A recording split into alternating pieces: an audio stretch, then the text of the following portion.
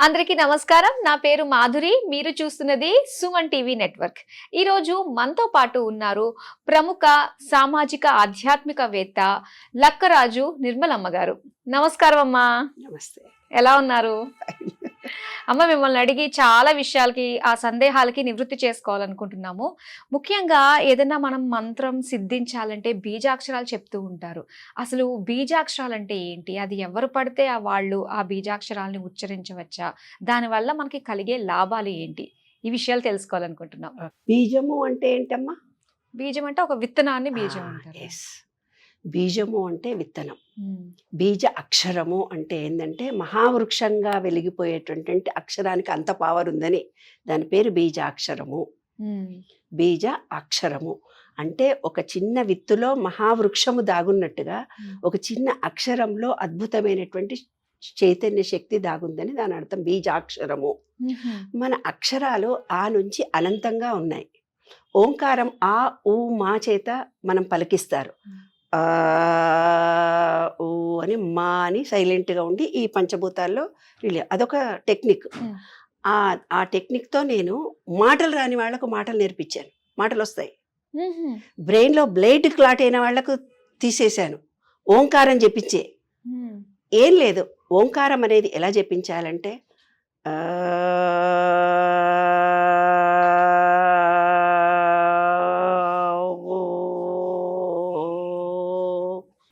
మా అనేది ఎంత సైలెంట్గా ఉంచితే ఆ ఊ మా అనే అక్షరాల చేత వెలువడిన శబ్దశక్తి ఏదైతే ఉందో కన్ను ముక్కు చెవి పంచేంద్రియాలను మూసిన తర్వాత ఆ పవర్ వైబ్రేషన్ కలిగిస్తుంది తలలో. ఏ లోపమున్నా పోతుంది. ఓంకారం అలా చెప్పించాలి. ఓం ఓం ఓం ఓం అంటుంటారు యోగా టీచర్లు వాళ్ళందరూ. పాపం తెలియదు, నిజానికి తెలియదు నాన్న. తెలిస్తే కరెక్ట్గానే పలుకుతారు. ట్రైన్డ్ చేసే వాళ్ళు ఎవరు లేరు. మళ్ళీ ఇంకొకసారి చెప్తాను విను. ఆ పలికి ఊ పలికి మా అనే శబ్దాన్ని నా మనసులోనే వైబ్రేషన్ తీసుకొస్తున్నాను.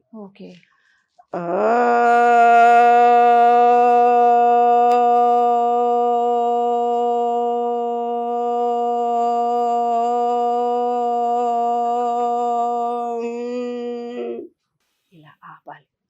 ఆ ఊ మా అంటే అర్థమేంటో తెలిసిన అనంత సంపద ఉన్నది నీలోనే, అనంతం ఉన్నది నీలోనే. బయట ఎక్కడో ఉందని పరుగులు ఎత్తిపోతాము కాదు. మనమంతా ఒక వైబ్రేషన్తో ఉన్నాము. ఈ విశ్వం అంతా కూడా వైబ్రేషన్తో ఉంది. వైబ్రేషన్ అనే పదం అర్థమవుతుందో లేదో అందరికీ. మనలో కొంత శక్తి ఉంది. ఈ విశ్వం మొత్తంలో కూడా ఒక అద్భుతమైన చైతన్య శక్తి ఉంది. అందుకే మన మాటకు శక్తి ఉంది అని అంటారు. సంధ్యవేళ అబద్ధాలు మాట్లాడకు, ఏదన్నా మాట్లాడకు. ఏ మాట మాట్లాడినా దేవతలు ఆశీర్వదిస్తారు జరుగుతుంది అంటే 100% కరెక్ట్. ఏదైతే మనం రిలీజ్ చేస్తున్నామో దాన్నే మళ్ళీ మనం పొందుతాము. దాన్ని జపము అంటారు. ఈ విశ్వంలో ఎనర్జీ లెవెల్స్ ఉంటాయి నాన్న. మనలో ఎనర్జీ ఉంటుంది. మనలో ఎనర్జీ పాయింట్ అయితే 100% బయట విశ్వంలో ఉంటుంది. ఈ ఎనర్జీ మారిపోతూ ఉంటుంది. ఎప్పుడైతే మనలో వీక్నెస్ వచ్చినప్పుడు, నెగిటివిటీ మన దగ్గరికి ఎక్కువ వస్తున్నప్పుడు ఎనర్జీ లెవెల్స్ మారుతుంటాయి. అవి మారకుండా బీజాక్షరాల చేత మనం ప్లేస్మెంట్ చేసుకోవాలని మన పెద్దలు మనకిచ్చారు. మనం చేస్తున్న ప్రతి దేవతకు ఒక బీజాక్షరం ఉంది. ఎందుకుంది? ఓం అనేది విశ్వంలో ఉన్నటువంటిది. సూర్యుల్లోనూ భూమిలోనూ సముద్రంలోనూ ఓంకారం ఉంది. అదే ఓంకారం మనలో కూడా ఉంది. ఆ ఓంకారం ఎలా ఉంది? ఇప్పుడు మీ ఇయర్ ఫోన్స్ పెట్టుకొని డాన్స్ చేస్తూ ఉంటారు. ఎందుకు? పాటలు పెట్టుకొని పాటలతో మైమరిపించిపోతారు. పూర్వకాలం ఋషులు ఓంకారాన్ని జపించి విశ్వంలో ఉండే ఓంకారము తన ఓంకారము లయమై ఉండేది. దాన్నే వాళ్ళు మోక్షము అన్నారు. మోక్షం అంటే వాళ్ళు ఎక్కడికో వెళ్ళిపోలేదు. ఆకాశంలో అంతా పరిగెత్తుకుంటూ పోలేదు. అది వేరే విద్యలు. ఆకాశంలో కనిపించకుండా ఉండడం, ఆకాశంలో తేలడం ఒక విద్యలు అంతే. అవి కూడా కొన్ని రకాలైన విద్యలు. కానీ మోక్షము అంటే మనం ఎక్కడికో వెళ్తాము. అమోఘమైన మోక్షము అంటే విశ్వంలో వస్తున్న ఓంకారము మన ఓంకారము లయమైపోయినప్పుడు అద్భుతమైనటువంటి చైతన్య శక్తి ఒకటిగా ఉన్నప్పుడు ఆనందం, బ్రహ్మానందం కలుగుతుంది. దాన్నే మోక్షము అన్నారనమాట.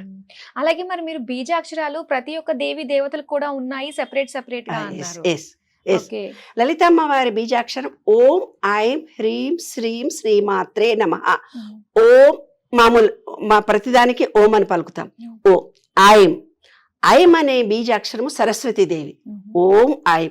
హ్రీం శక్తి పార్వతీదేవిది. ఓం ఐం హ్రీం శ్రీం. శ్రీం లక్ష్మీదేవి. త్రిశక్తి రూపంగా ఉన్న అమ్మవారా లలిత అమ్మవారా అని. అయితే మీరు ఢిల్లీకి ఒక కోడ్తో ఫోన్ చేస్తారు, మెడ్రాస్ ఫోన్ చేయాలన్నా, యుఎస్ ఫోన్ చేయాలన్నా మీ సెల్ ఫోన్లో కోడ్ మారుస్తారు కదా. అలాగే మనం ఆ దేవతలను చేరుకోవాలి అంటే గ్లౌం గం గణపతే వరవరద సర్వజనం మే వశమానాయ స్వాహ అనే మూలాధార చక్రానికి వినాయకుడికి ఉండేటువంటిది. మన మూలాధార చక్రం యాక్టివేట్గా లేకపోతే జుట్టు రాలడము, పళ్ళు ఊడిపోవడము, మోకాళ్ళ నొప్పులు జరుగుతాయి. నేచర్ క్యూర్లో మట్టి పూసడం అదే. ఎప్పుడూ కాళ్ళకు చెప్పులు లేకుండా చెప్పులు వేసుకొనే నడుస్తూ ఉంటే ఆ మూలాధార చక్రం క్లోజ్ అయిపోతుంది. మట్టితో మనకు అనుబంధం. విశ్వంలో పంచభూతాలంటే మన శరీరంలో పంచభూతాలు ఉన్నాయి కాబట్టి మన పంచభూతాలను యాక్టివేట్ కావాలంటే కాళ్ళకు చెప్పులు లేకుండా భూమిలో నడవాలి. నాయన 11 గరికతో పూజ చేయండి రా బామంటే అవి కూడా రెడీమేడ్గా తెచ్చి వినాయకుడికి వేసేస్తున్నాం. ఓం గ్లౌం గం గణపతే వరవరద సర్వజనం మే వశమానాయ స్వాహ అనేది వినాయకుడికి లక్ష్మీ గణపతి బీజాక్షరం. లం అనే బీజాక్షరాన్ని గనక మనం జపిస్తే జుట్టు ఊడిపోయే వాళ్ళు, మోకాళ్ళు అరిగిపోయిన వాళ్ళు, మన మూలాధార చక్రము ఓంకారం ఉంటుంది, ఓంకార రూపంలో ఉంటుంది. వినాయకుడి రూపం అది ఉంటుంది. ఒక ఏనుగు ఇలా ఎత్తినట్టుగా ఉంటుంది. దానికి ఒక సీక్రెట్ కోడ్స్ ఇచ్చారు మన పెద్దవాళ్ళు, బొమ్మల చేత మనకు అర్థం చేయించారు. సీక్రెట్లో పాపం వాళ్ళే ఉంచలేదు. మీరు వైఫై అంటే సీక్రెట్ ఉంచారా? ఇప్పుడు ఫేస్బుక్ అంటే సీక్రెట్ ఉంచారా? ఆ కంప్యూటర్ నెట్ నాలెడ్జ్ అంతా మీకుంది, మరి మాకు లేదుగా. ఆ కాలంలో సంస్కృతమే ఉంది కాబట్టి సంస్కృత టెర్మినాలజీ ఆత్మ, పరమాత్మ, దైవము, మోక్షము అని పెట్టారు. ఈ బీజాక్షరాలలో ముఖ్యంగా ఉండాల్సింది ఏమిటిదంటే ఒక్కొక్క దేవుడికి ఒక్కొక్క బీజాక్షరం ఉంది కదా. ఇవాళ మనం అందరం ఏం జపం చేస్తున్నాం? నాకు షుగర్ వచ్చింది, నాకు బీపీ వచ్చింది, నాకు కాళ్ళ నొప్పులు ఉన్నాయి, ఆమె మొగుడు ఇడిచిపెట్టినాడు కదా, ఆమెకు ఇల్లు లేదు కదా, ఆమె కొడుకుకి యాక్సిడెంట్ అయింది, ఇలా 10 మంది అనేసరికి ఎవరైతే నా కాళ్ళ నొప్పులు వచ్చినాయి, నాకు షుగర్ ఉంది, బీపీ ఉందని 24 గంటలు జపం చేస్తున్నారో వాళ్ళకి అదే వస్తుంది. ఆ శబ్దశక్తి చేత వాళ్లకు ఆ రోగాలు ఎక్కువ అవుతాయి. నాకే కష్టాలు ఉన్నాయి, కష్టాలు నిరంతరం ఏడుస్తూ సింపతి కావాలని కోరుకుంటూ ఏడుస్తూ ఉంటారు. అది కూడా ఒక జపమే.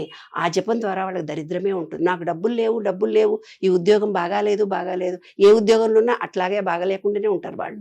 కాబట్టి అక్షరానికి ఒక పవర్ ఉంది, దాన్నే బీజాక్షరము అంటారు. కాబట్టి లక్ష్మీ గణపతికి ఒకటి ఉంది, అమ్మవారికి ఒకటి ఉంది.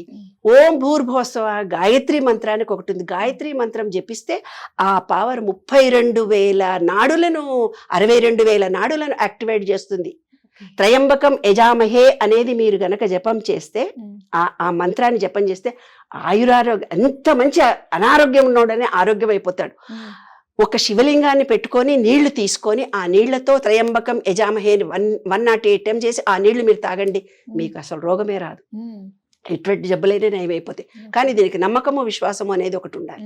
అయితే మీరు అన్నారు కదా పేర్లలో కూడా బీజాక్షరాలు ఉంటాయని చెప్పేసి, అంటే అప్పుడు మనకు పెట్టుకున్న పేర్లలో కూడా మనకు ఉంటాయంటమ్మా బీజాక్షరాలు? కంపల్సరీ ఉంటుంది. లక్ష్మి, లచ్చమ్మ అని పిలుస్తారు. ఏవో ఒక్కొక్క పేర్లు ఉంటే బుజ్జి అని పిలుస్తారు, కాకి అని పిలుస్తారు, లక్కీ అని పిలుస్తారు, ఏదేదో పిచ్చి పిచ్చి పేర్లు పెట్టి పిలుస్తారు. వాళ్ళ పేరు నిజంగా వేరే. లక్ష్మి అని అంటే లక్ష్మీ కటాక్షం చాలా ఉంటుంది. నారసింహ అని అంటే నరసింహస్వామి గురు రూపంలో ఉండేటువంటి కోపంకి కొంచెం 50% వాళ్ళ కోపం వస్తుంది. ప్రతి మనిషి పేరులో ఉన్నటువంటి అక్షరాలు పలుకుతూ మన పిల్లలకు కూడా మనం, అందుకే ఏంటి టా చాలా మంచి పేరు, శ్రీ ఏ అక్షరాన్నైనా నువ్వు డబుల్ రిపీట్ చేస్తే ఆ అక్షరంతో వాళ్ళు హైలైట్ అవుతారు. రామోజీరావు, ఆర్ అనే అక్షరం రక్త బీజాక్షరం కాబట్టి ఆర్ అనే పేరుతో ఏ పేరున్న వాళ్ళు పైకే వస్తారు నాన్న. ఇంత చిన్న విషయంలో కూడా ఆర్ అనే రామారావు, రాజారావు, అలా రామ అనే పేరు మనం ఎందుకు రాస్తాం అన్నిసార్లు? మైండ్ అండ్ హ్యాండ్ కోఆర్డినేషన్ కలగడానికి 1000 సార్లు రాయండి, 1 కోటి రాయండి అని చెప్పారు పెద్దవాళ్ళు. కాబట్టి ప్రతి బీజాక్షరానికి ఒక పవర్ ఉందమ్మా. మాటకే కాదు, మన ఆలోచనకు కూడా పవర్ ఉంది. ఏ ఆలోచన అయితే నువ్వు చేస్తావు అదే నీ కర్మ. అయితే మనకి మన పేర్లలో కూడా ఇంత బలం ఉంటుంది, బీజాక్షరాలు ఉన్నాయి అనుకున్నప్పుడు మరి జాతక పరంగా చూసుకున్నట్లయితే మరి జాతక పాత్ర ఎంతవరకు ఉంటుంది మనిషి పైన? జాతకాలు అనేవి మన మీద ఆధారపడి ఉంటాయి. ఎందుకు ఆధారపడి ఉంటాయంటే, మేము జాతకాలు మా నాన్నగారు పుట్టి పెరిగినప్పటి నుంచి లక్కరాజు రాఘవరావు అంటే జాతకాల్లో గొప్ప వేదాంత పండితుడు మా నాన్న. ఇలా వస్తే మొహం మీద చెప్పేవాడు. అసంభవం హేమ మృగస్య జన్మాల దధాపి రామో లుభే మృగాయ ప్రాయస్స మాపన్నే విపత్తి కాళీ ధియోపి పుంసాం మలినీ భవంతి. శ్రీరామచంద్రుడుకి బంగారం లేడీ లేదని తెలీదా?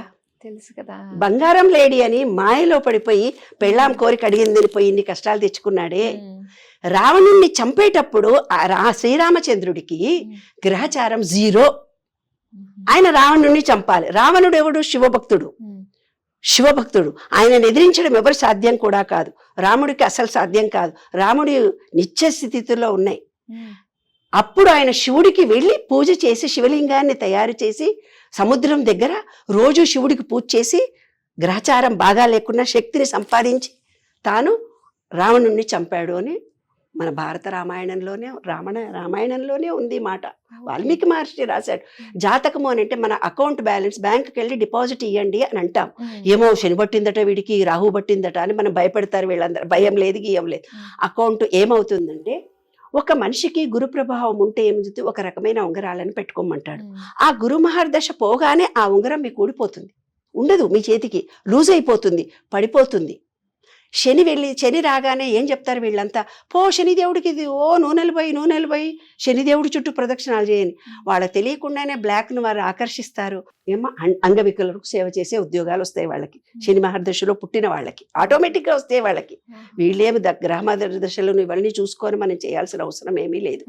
అయితే మన అకౌంట్ ఏంటిది, ఏటీఎంలో మీ డబ్బులు ఉన్నాయా, గూగుల్ పే చేయండి, దాంట్లో అమౌంట్ ఉంటే కదా నీకు ఇచ్చేది అని మనం అంటుంటాం కదా.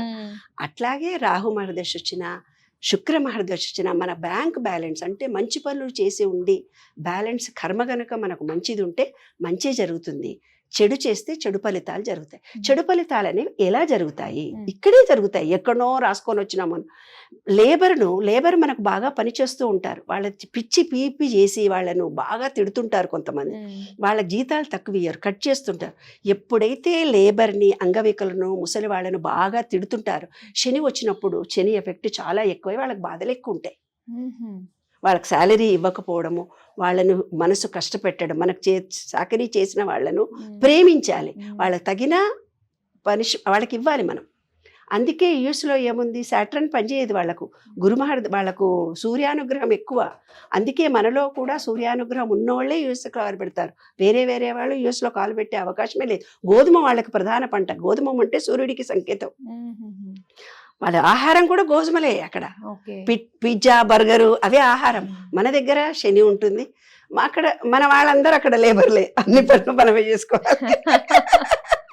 కాబట్టి ఒకదానికొకటి లింక్ ఉంది నాన్న. తప్పనిసరి గ్రహము లేదు, గ్రహ దశలు లేవు, ఏమీ లేవు. మనసులో కన్నా నిర్మలత, నేను సాధించగలను, ఈ అన్నిట్లో మంచిగా ఉంటాననే విశ్వాసం మనలో కనుక ఉంటే ఏ గ్రహాలు మనం ఏం చేయవు. అవి వచ్చినప్పుడు వాటి పని చేసుకొని అవి వెళ్ళిపోతూ ఉంటాయి అంతే. తప్ప ఏదో గ్రహచారం బాగాలేదు, శని పట్టిందట వాడికి అందువల్లనే ఇట్లయిందనేది మూఢ విశ్వాసాలు, మూఢనమ్మకాలు. మన పనులు మనం చేసుకుంటూ పాజిటివ్ గా ఉంటే అన్ని అనుకూలంగా వచ్చేస్తాయి. థ్యాంక్ యూ సో మచ్ అమ్మా. అలాగే బీజాక్షరాలకి సంబంధించి దాని యొక్క ఇంపార్టెన్స్ గురించి మాకు తెలియజేసినందుకు ధన్యవాదాలు.